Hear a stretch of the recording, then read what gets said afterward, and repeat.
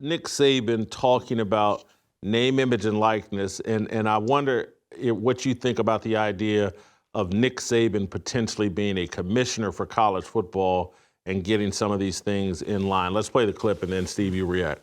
But all I'm saying, the people out there need to know this model is unsustainable. Okay. It's not good for players. I mean, people in Congress, I don't care who has to get off their butt and do something. Players need to get compensated, no doubt, but it has to be done in a way where we, some kind of way have competitive balance. Yes. That every school has the same thing. One school can't spend $30 million for players while another school spending $3 million. Agreed. You're the one that's going to have to fix it. Hour one wrapping up here from the National Championship. We're live. Yeah, I agree with McAfee. He's basically saying we need someone like you in charge of college football. All right, maybe we do need a commissioner, but it has to be pointed out. People that really know the inner workings of college football will tell you Alabama had a pretty good budget. They had a pretty good budget themselves. They weren't exactly playing on a level playing field. But to the bigger picture, does there need to be guardrails in terms of the NIL and then even the transfer portal? There's no doubt about it. Because I find this to be very hard to follow. And there used to be a time, Jason, as spring ball ended, you kind of knew who your team was. Now guys are transferring even after playing in the spring game, and you really don't know who you're going into battle with until about, mid-June? So my view is this, Jason. First of all, with the name, image, and likeness, remember what it originally was about, and me and you have talked about this.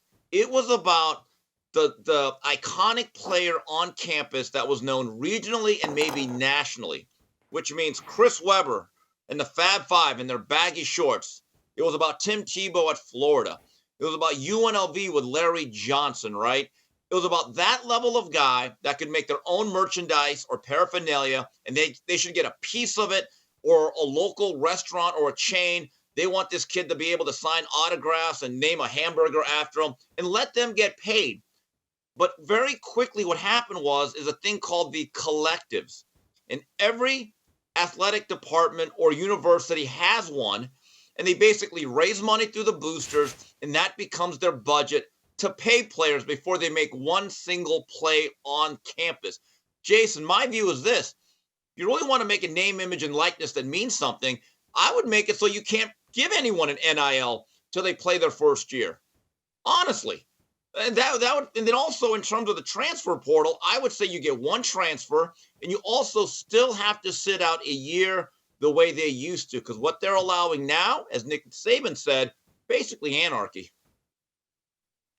Well, I don't believe in the transfer portal at all, and so I want people penalized for transferring, and sit out a year. Rather than just yes, the whole sit out. Go ahead. Pretty convenient for Nick Saban to have all these ideas now that he's out of coaching.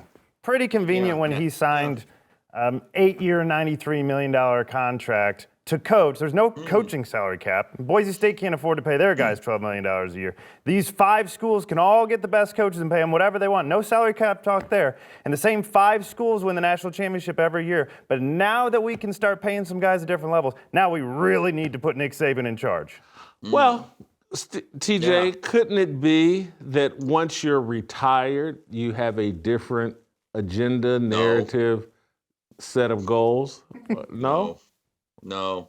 Why He's being not? a hypocrite.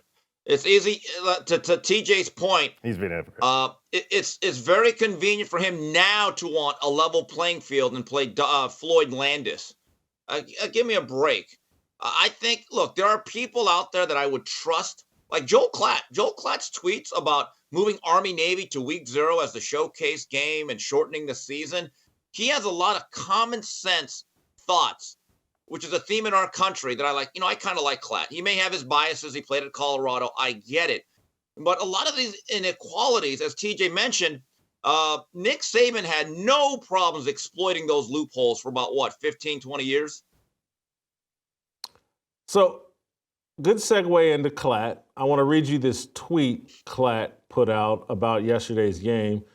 We should be playing the national championship on January 1 every year, our day. Make it special. This is supposed to be the pinnacle of our sport, the destination for every player, coach, and fan. Yet somebody decided that playing the national championship on a Monday night deep into the NFL playoffs was a good idea.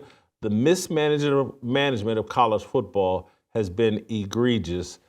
I agree. I think we'll see that my prediction is this is going to be a low-rated national championship game. They're competing against all the inauguration news and January 6th pardons with Donald Trump and the Monday after a terrific weekend at NFL playoff games. What do you think of Klatt's ideas about fixing college football? Bitcoin isn't going anywhere, so why not start stacking some today? The Fold app gives you Bitcoin rewards when you buy gift cards. At Amazon, Uber, DoorDash, and Home Depot, over 50 national merchants. Go to foldapp.com/Whitlock right now or scan the QR code on your screen. New users get a Bitcoin bonus with their first gift card purchase. Start earning Bitcoin rewards today. Fold app. I completely agree with Commissioner Klatt. And I was with Coach JB last night, and he had completely checked out. Jason, I'm a traditionalist. I'm old. Look at my hair. Okay? The bottom line is this. College football is not to be played or meant to be played in late January. Basically, when we were growing up, it was January 1st, and that was it. Then they extended it about a week or two to allow like the BCS and then the championship games. I can handle a championship game being on January 6th or 7th. I think that's reasonable. You start getting in to the 20s, and you're literally following and sharing the spotlight with the National Football League playoffs. It doesn't feel right. And it almost feels like too much of a good thing. What I've always found interesting about college football is that I'm always more excited and energized by the start of the season than I am by the end of it, with the bowl games that are basically meaningless in this playoff now that I care about, but it does drag on. Sometimes more is less. I'm going to tell you the other thing, that the length of because what did Ohio State just go, 15-2 or? Yeah, they lost twice. 14-2? 14-2, I think. 14-2, something. I don't know. They went something in 2. That's a lot of games, and to me, it brings attrition more into the game, which favors the powerhouses.